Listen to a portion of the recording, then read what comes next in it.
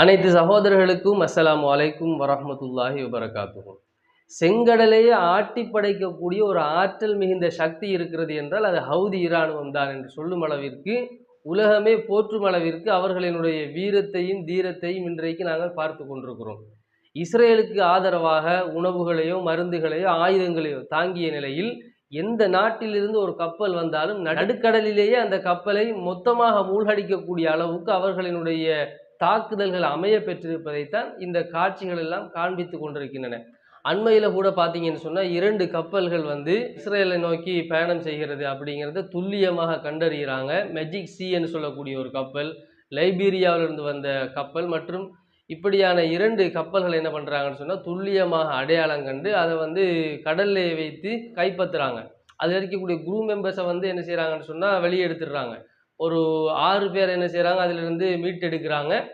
மொத்தமாக அதுக்கு பின்னால் என்ன பண்றாங்கன்னு சொன்னா அந்த கப்பலை வந்து எல்லா பக்கமும் குண்டுகளை வைத்து தாக்கி அழித்து மொத்தமாகவே கடலுக்குள்ள அந்த கப்பலை வந்து மூழ்கடிச்சிடுற ஒரு அதிர்ச்சியான ஒரு காட்சியை தான் நம்ம என்ன செய்கிறோம், இந்த காணொளிகள்ல எல்லாம் நம்ம வந்து பார்க்குறோம். இதில் வந்து இந்த இடத்துல வந்து நாங்கள் என்ன முக்கியமாக கவனிக்க வேண்டிய விடயம் என்று சொன்னால், இந்த ஹவுதி அமைப்பினரினுடைய கோரிக்கை தான் என்ன, அவர்களினுடைய நோக்கம் தான் என்ன, அவங்க என்ன சொல்ல வருகிறார்கள் அப்படிங்கிறது நமக்கு இதில் மிக முக்கியமான விஷயம்.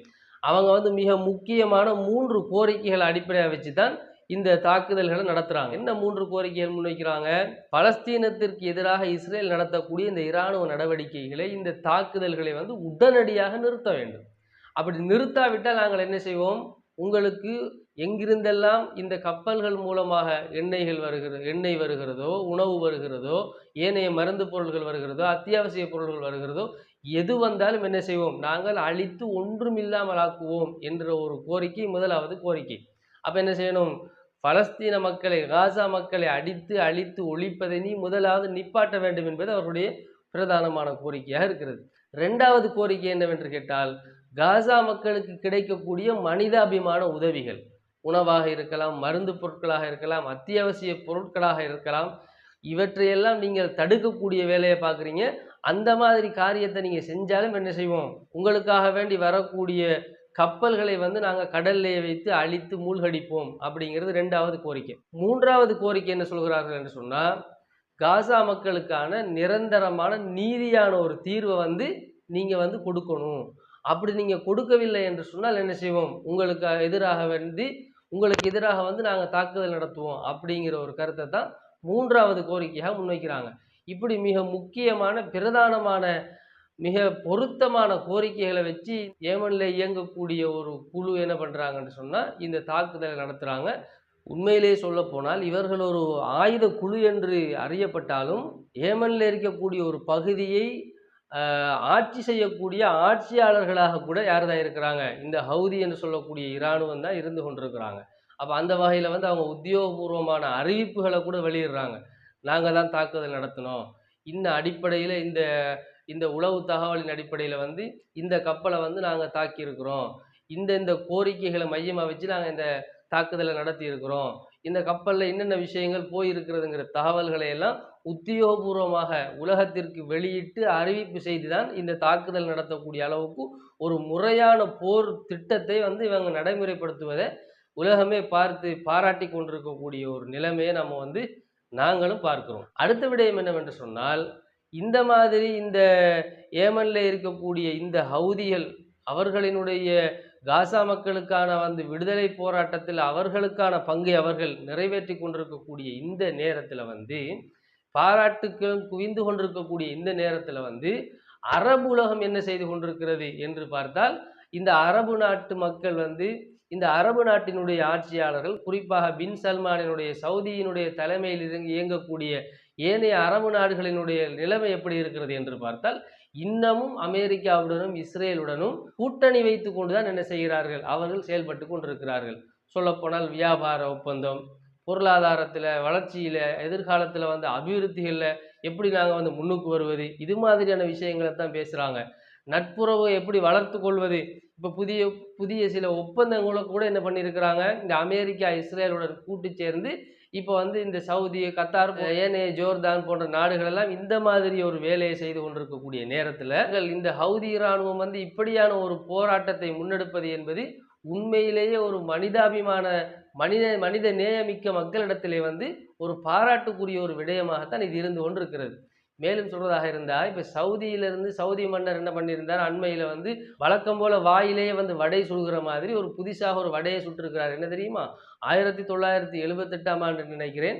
எந்த பலஸ்தீனம் வந்து அவர்களுக்கு வழங்கப்பட்டிருந்ததோ அதே பலஸ்தீன் என்ன செய்யப்படணுமோ, பலஸ்தீன மக்களுக்கு நாடாக அறிவிக்கப்பட வேண்டும் அப்படின்னு நான் என்ன செய்கிறேன், கருத்து தெரிவிக்கிறேன் என்று சொல்லி அவர் ஒரு கருத்தை தெரிவிச்சிருக்கிறாரு.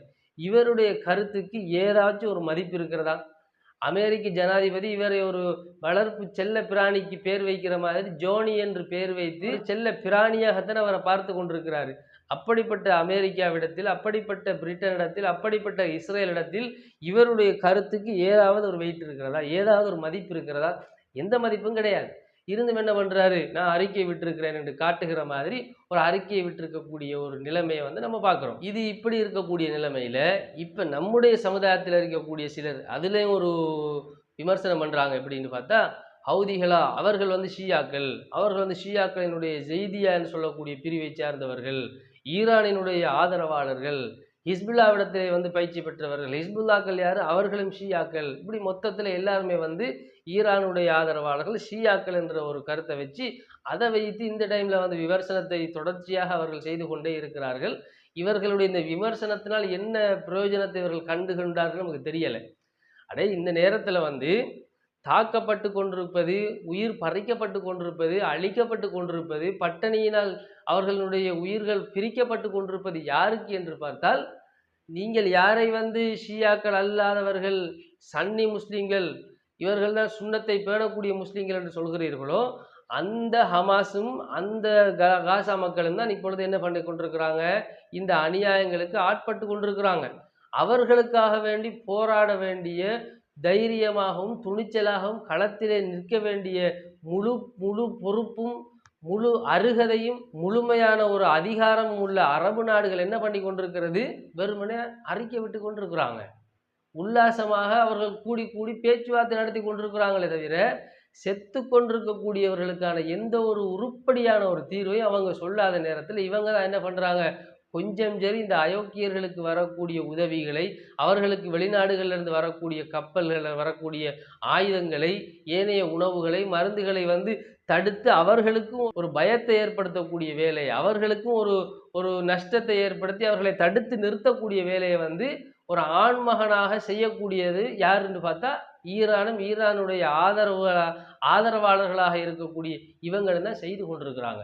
ஆனா இப்படிப்பட்ட நேரத்தில் அதை வந்து புகழ்ந்து அவர்களுக்கு அல்லாவிடத்திலே அவர்களுக்காக வேண்டி இம்மையிலும் மறுமையிலும் வெற்றி கிடைப்பதற்கு, அவர்களுக்கு நேர்வழி கிடைப்பதற்கு, நீங்க தான் சொல்றீங்கல்ல அவங்க வழிகேட்டில் இருக்கிறாங்க, ஷிர்கில் இருக்கிறாங்கன்னு சொல்றீங்கல்ல, காபீர்கள் சொல்றீங்கல்ல, அந்த குஃபுரிலிருந்து அவர்கள் நேர்வழி பெற்று வருவதற்கு பிரார்த்தனை செய்ய வேண்டிய இவர்களுடைய இந்த வாயை வைத்து கொண்டு என்ன பண்ணிக்கிட்டு இருக்கிறாங்க, விமர்சனம் மட்டும் பண்ணி கொண்டு இருக்கிறாங்க. எனவேதான் இவர்களை வந்து நம்மால் திருத்துவதற்கு, இவர்களை பொறுத்தவரையில் நம்மால் இவர்களை திருத்த முடியாது.